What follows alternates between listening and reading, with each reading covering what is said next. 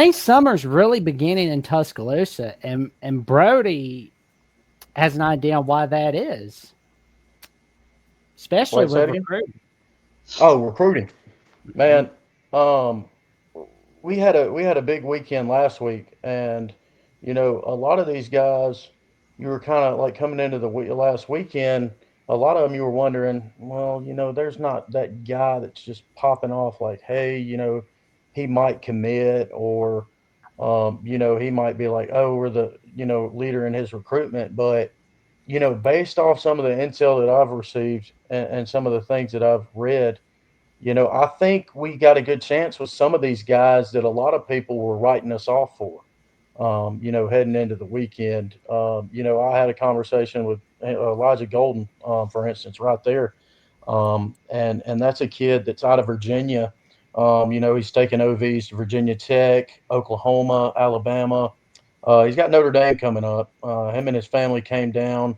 He had a really good visit. His player host was Keon Keeley, and Keon Keeley was talking about patience and waiting your turn, and that's something that Elijah Golden said he really liked. Hearing that and where he fit in the defensive scheme. And I asked him what made Alabama, or what stood out about this trip, and he was just talking about he was able to talk with everybody, get that interaction with some of the people that he usually wouldn't be able to talk to, and then get a more in-depth look at the school itself. So he's a kid that the coaching staff has really liked for a long time. Kid out of Virginia. Um, you know, I would probably say that it's down to Alabama and Notre Dame. I think this visit is going to be. I don't think that he cancels. I think that he follows through with it. I would expect a decision probably by the end of the month, early July from him. But this is a kid that can play multiple positions across the defensive line.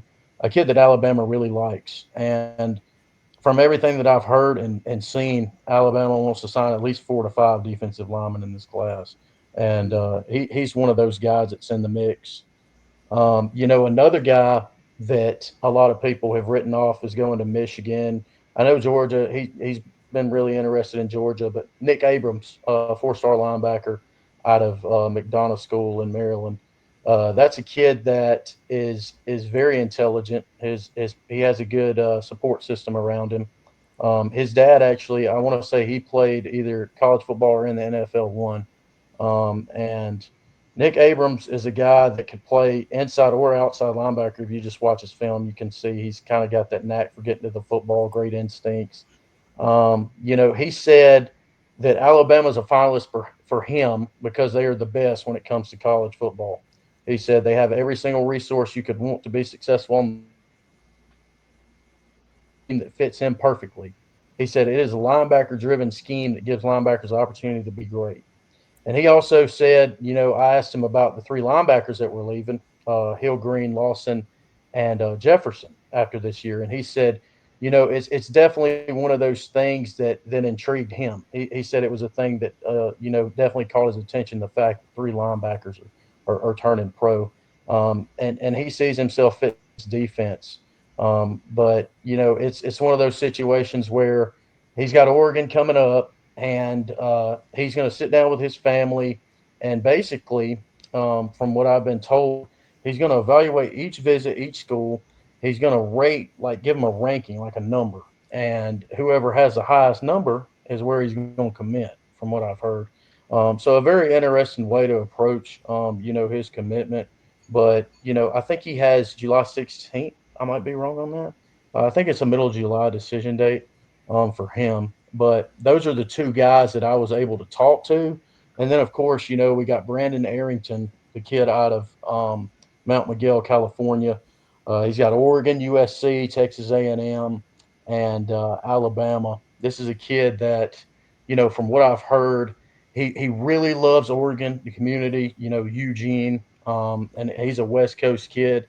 Really likes the fact that Texas A&M will allow him to play both sides of the ball.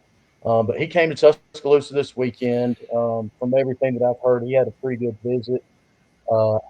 Ultimately, I think it's going to be difficult. I think a lot of his decision will stem from like NIL.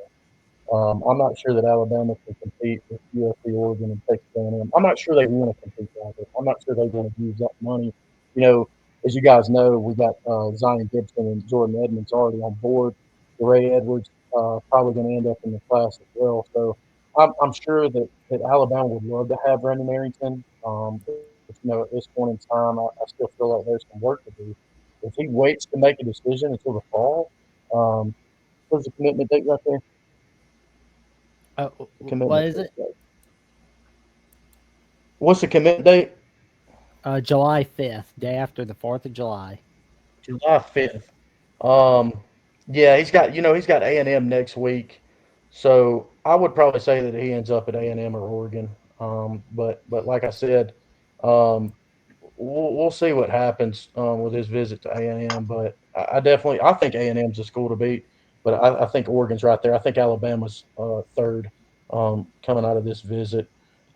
One of the more interesting guys that caught my attention was Terry, a kid out of Manchester High School in Manchester, Georgia.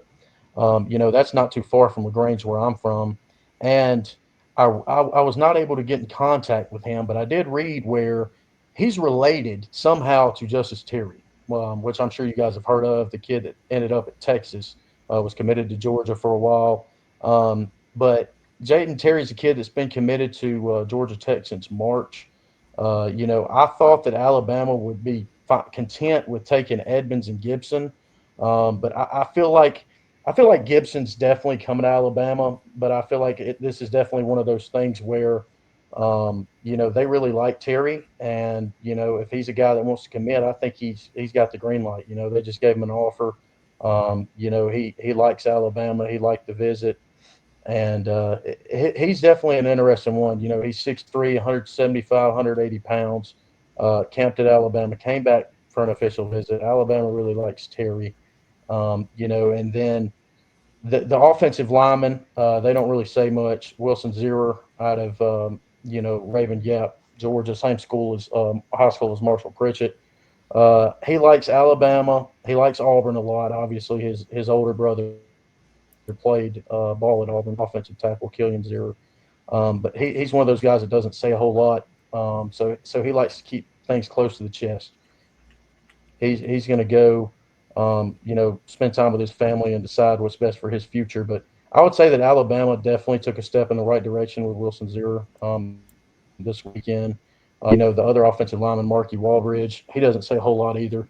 I know that Michigan's very involved with him. He's a kid from Massachusetts as well. I think a lot of this, you guys, is contingent upon Malachi Lee's decision, and his is at the end of the month. He's making the decision. I believe he announced today on the 27th. Correct me if I'm wrong. June 27th for Malachi Lee, but I know that he's got a close relationship with Alabama. He took an unofficial to Georgia this past weekend, but from everything that I've heard, it's down to Alabama and Michigan. And so it'll be interesting to see where he goes or how those dominoes fall, so to speak. But if he were to choose elsewhere, I think Alabama would turn up the heat on Zero. I think he's the guy from everything that I've heard that Alabama would be open to taking. I think Bryson Cooley, the kid out of Mississippi, I know that his family's predominantly LSU fans. He took an OV to Bama 2 weeks ago, I believe, and so it's going to be interesting to see who they take at that tackle spot. But from everything that I've heard as well, Alabama wants to sign three offensive linemen. So you're talking about Booker, Utu, and preferably another offensive tackle or a guy that could play inside or out. Um, from everything that I've gathered thus far, and then you got Javian Mallory, the kid committed to Miami. He was on record saying that he was, virtually his recruitment was closed until Alabama really put a full court press on Mallory. With Robert Gillespie making several rounds down there in South Florida and spending some time with Mallory, got him up for an official visit. I haven't heard a whole lot from Mallory. I know that he likes Miami a whole lot, and Alabama's now in the mix. I think Alabama's got a good chance, and you know this is not intel that I've heard or gathered from anybody in specific, to be specific, but I think that Miami has a great chance to get Derek Cooper, the kid out of Chaminade, Madonna, Hollywood, Florida. a special talent, 5 star. And I think that that could factor into Mallory's decision. I definitely think it could. If he goes to Miami, does Mallory go, okay, well, that's a 5 star. Um, I'm not saying that he's scared of the competition, but I think it could definitely influence whether or not he sticks with his or honors his commitment to Miami or decides to come to Alabama. Just looking at the rest of the list, Roman Voss, he's a kid out of Minnesota. Other several other Mm, schools tried to get him to take an official visit, but he shut those schools down. He is down to Minnesota and Alabama. He will make a decision relatively soon, or so I expect he will. That's a kid that plays quarterback for his local high school up there in Minnesota. But there's going to be a lot of pressure on him to stay home. Be one of those guys that helps build that Minnesota recruiting class. Obviously he would be the top ranked recruit that they have in their class. At Alabama, he would be middle of the pack as far as rankings, probably. But he really likes Alabama. His mother actually went to Sioux Falls, which was the same school that Kalen DeBoer played. He played his college ball at. So they have that connection. They're pretty close there. Voss made it down to Tuscaloosa. I haven't heard a whole lot since his official visit, but you have to like where Alabama sits. The fact that they have no tight ends in the class should definitely open his eyes. Even though Max Sutter's, he's a guy that Alabama really likes, and several other guys, Xavier Tiller and Caden Prothrow as well, are included. Karan Maycock visited. I don't envision Karan Maycock ending up in this class. He's a Florida State commit, and he's going to make a decision in the first week in July, final decision. But yeah, that's pretty much what I've heard and gathered about these kids that were in town this past weekend. I have a question for you, Brody. When it comes to guys like Arrington that you mentioned NIL, because those list of schools, USC, Oregon, A&M, you kind of get that vibe with certain players when those type of schools are on that list. That's where they're looking. Nothing wrong with that. If I was in their shoes, if we were all in their shoes, can't blame them for wanting to go where they're going to make the most money.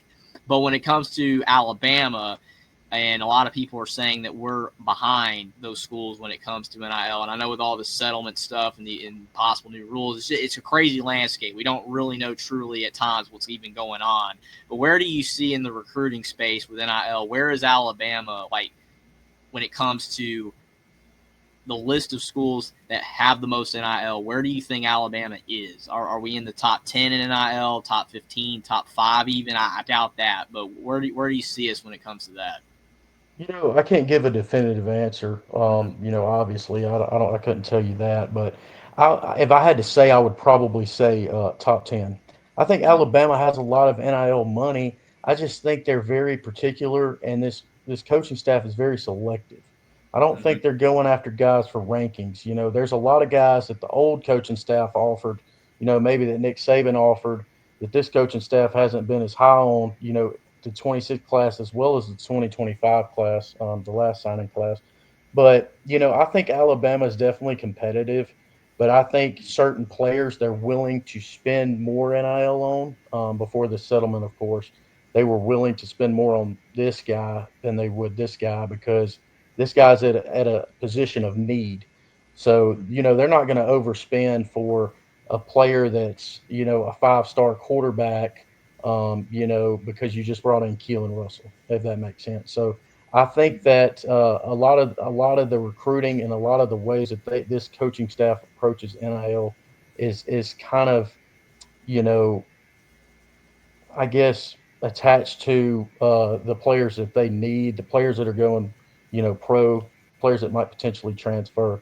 I think they're going after them guys, these guys in the 2026 recruiting class that could come in and play fairly quickly, immediately be immediate impact players. So I feel like Alabama's just, more so.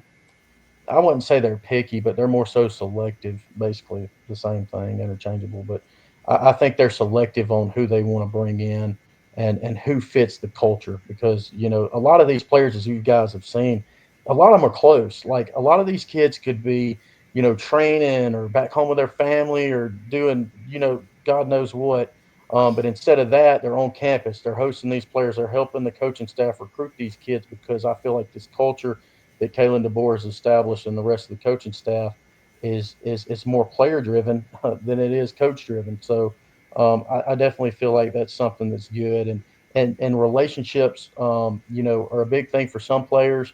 And then some players, I feel like the coaching staff can kind of sense, if this guy's going after NIL or if this guy's going after relationships, being developed, getting a great education. So I just think there's a fine line between, Alabama being selective and spending money on the players that they want. I don't think they're going to overpay or overspend for guys in this era of NIL and college football, with it being the way that it is.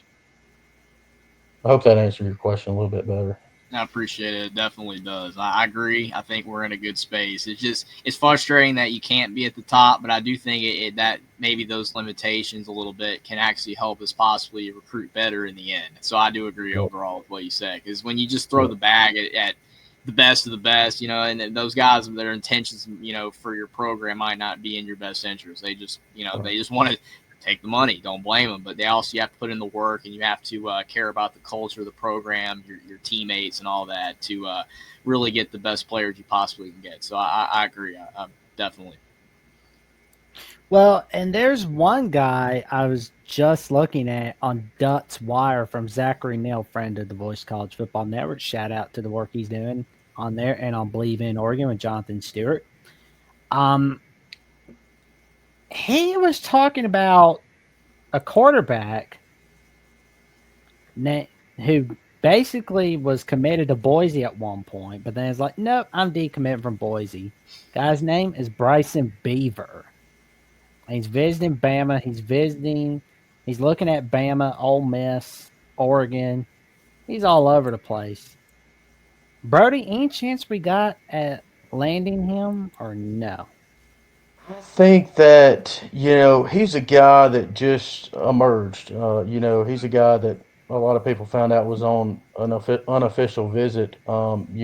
Just yesterday. So he decommitted from Boise State. He's a West Coast guy. Oregon's been a school that's been in contact with him prior to Ole Miss, Alabama, Ohio State, all these other schools. Alabama is being very selective. It's one of those positions where they are being very selective and not going for the highest ranked player. Having Beaver on campus definitely helps. I think if Alabama is able to get him back in for an official visit, that will say a lot more to me. I think that Tamala and Ponatoski, I think ultimately they're the top two still. They offered the kid from Utah, Kawa, and this kid. But I think that if Tomala were to stick with his commitment, and guys, I think Ponatoski, he's taking an official visit to Oregon as well, or he did this past weekend. So I could see Alabama, depending on how the chips kind of fall. Alabama maybe taking Beaver and them taking Ponatoski or vice versa. But I think that Tomala is ultimately the first, their top choice. But I definitely found it intriguing to see that Alabama offered Beaver and the quarterbacks that they both offered recently because, as we know, they're not signing two quarterbacks; they're signing one quarterback in this class. So it's difficult to kind of get a gauge of the mindset of the coaching staff. I thought that those two guys, Tamala and Ponatoski, I thought they were the top two guys, which I still think they are. But it's an interesting development to see them offering Beaver as well as Kawa out of Utah. Yeah, it just seems like you said he just emerged because decommitting from Boise State, now all those other teams want him. Whenever you see that, it's a guy that was under the radar that's blowing up. That's all that it is. And with him being a West Coast guy, you saw the lead experts predicting Oregon. He's probably not coming to Alabama. I don't see it. Well, we'll wait and see what happens. I'd love to see him come to Tuscaloosa, but like you gentlemen say, probably not happening. Probably not, but things can change, man. You never know. That's why you say probably, because anything can happen. Yep, it's a possibility.